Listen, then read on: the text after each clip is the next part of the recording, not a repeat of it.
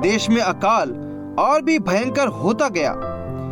जब वह अन्न जो वे मिस्र से ले आए थे समाप्त हो गया, तब उनके पिता ने उनसे कहा, फिर जाकर हमारे लिए थोड़ी सी भोजन वस्तु मोल ले आओ। तब यहूदा ने उससे कहा, उस पुरुष ने हमको चेतावनी देकर कहा, यदि तुम्हारा भाई तुम्हारे संग ना आए तो तुम मेरे सम्मुख ना आने पाओगे। इसलिए यदि तू हमारे भाई को हमारे संग भेजे, तब तो हम जाकर तेरे लिए भोजन वस्तु मोल ले आएंगे। परंतु यदि तू उसको ना भेजे तो हम ना जाएंगे, क्योंकि उस पुरुष ने हमसे कहा, यदि तुम्हारा भाई तुम्हारे संग ना हो तो तुम मेरे सम्मुख ना आने पाओगे। तब इस्राएल ने कहा, तुमने उस पुरुष को यह बताकर कि हमारा एक और भाई है, क्यों मुझसे बुरा बर्ताव किया? उन्होंने कहा, जब उस पुरुष ने हमारी और हमारे कुटुंबियों की स्थिति के विषय में इस रीति पूछा, क्या तुम्हारा पिता अब तक जीवित है? क्या तुम्हारे कोई और भाई भी है? तब हमने इन प्रश्नों के अनुसार उससे वर्णन किया। फिर हम क्या जानते थे कि वह कहेगा, अपने भाई को यहाँ ले आओ। फिर यहूदा ने अपने पिता इस्राएल से कहा, उस लड़के को मेरे संग भेज दे कि हम चले जाएं। इससे हम और तू और हमारे बाल बच्चे मरने ना पाएंगे, वरन जीवित रहेंगे। मैं उसका जामीन होता हूं, मेरे ही हाथ से तू उसको वापस लेना। यदि मैं उसको तेरे पास पहुंचाकर सामने ना खड़ा कर दूं, तब तो मैं सदा के लिए तेरा अपराधी ठहरूंगा। यदि हम लोग विलंब ना करते तो अब तक दूसरी बार लौट आते।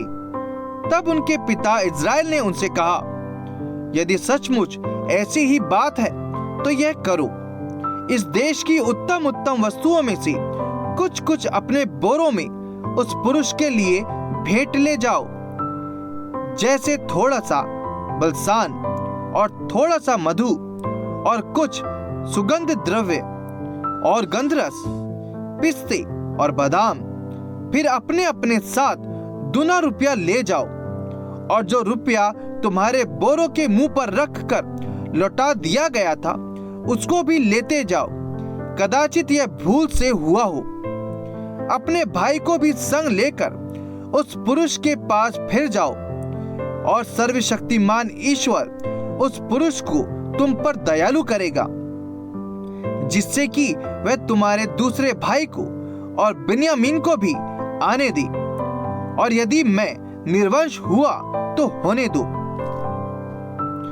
तब उन मनुष्य ने वह भेंट और दूना रुपया और बिन्यामीन को भी संग लिया और चल दिए, और मिस्र में पहुंचकर यूसुफ के सामने खड़े हुए। उनके साथ बिन्यामीन को देखकर यूसुफ ने अपने घर के अधिकारी से कहा, उन मनुष्य को घर में पहुंचा दो और पशु मार के भोजन तैयार करो, क्योंकि वे लोग दोपहर को मेरे संग भोजन करेंगे। तब वे अधिकारी पुरुष यूसुफ के कहने के अनुसार उन पुरुषों को यूसुफ के घर में ले गया। जब वे यूसुफ के घर को पहुंचाए गए, तब वे आपस में डर कर कहने लगे, जो रुपया पहली बार हमारे बोरों में लौटा दिया गया था, उसी के कारण हम भीतर पहुंचाए गए हैं, जिससे कि वह पुरुष हम पर टूट पड़े और हमें वश में करके अपने दास बनाए और हमारे गधों को भी छीन ले। तब वह यूसुफ के घर के अधिकारी के निकट जाकर घर के द्वार पर इस प्रकार कहने लगे, हे हमारे प्रभु, जब हम पहली बार अनमोल लेने आए थे, तब हमने सराय में पहुंचकर अपने बोरों को खोला तो क्या देखा कि एक एक जन का पूरा पूरा रुपया उसके बोरे के मुंह पर रखा है। इसलिए हम उसको अपने साथ फिर ले आए हैं और दूसरा रुपया भी भोजन वस्तु मोल लेने के लिए लाए हैं। हम नहीं जानते कि हमारा रुपया हमारे बोरों में किसने रख दिया था। उसने कहा, तुम्हारा कुशल हो, मत डरो।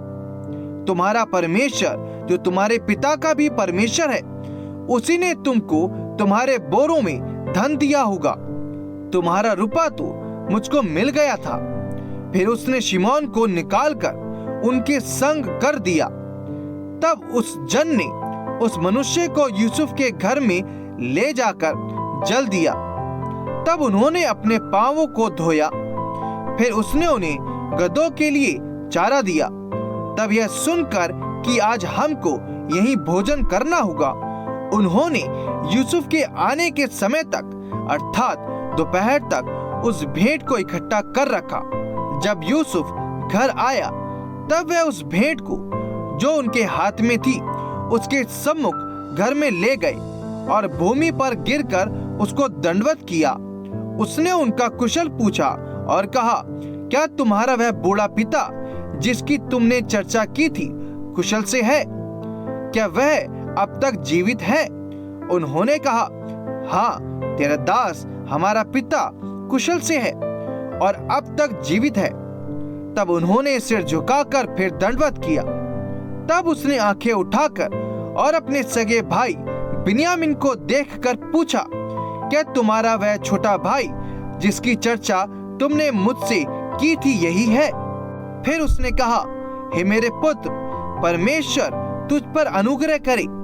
तब अपने भाई के स्नेह से मन भर आने के कारण और यह सोचकर कि मैं कहाँ जाकर रोऊं, यूसुफ तुरंत अपनी कोठरी में गया और वहां रो पड़ा। फिर अपना मुंह धोकर निकल आया और अपने को शांत कर कर कहा, भोजन परोसो। तब उन्होंने उसके लिए तो अलग और भाइयों के लिए भी अलग और जो मिस्री उसके संग खाते थे उनके लिए भी अलग भोजन परोसा, इसलिए कि मिस्री इब्रियों के साथ भोजन नहीं कर सकते, वरन मिस्री ऐसा करना घृणित समझते थे। और यूसुफ के भाई उसके सामने बड़े बड़े पहले और छोटे छोटे पीछे अपनी अपनी अवस्था के अनुसार क्रम से बैठाए गए। ये देख के विस्मित होकर एक दूसरे की ओर देखने लगे। तब यूसुफ अपने सामने से भोजन वस्तुएं उठा उठा के उनके पास भेजने लगा और बिन्यामीन को अपने भाइयों से 5 गुना भोजन वस्तुएं मिली। इस प्रकार उन्होंने उसके संग मनमाना खाया पिया।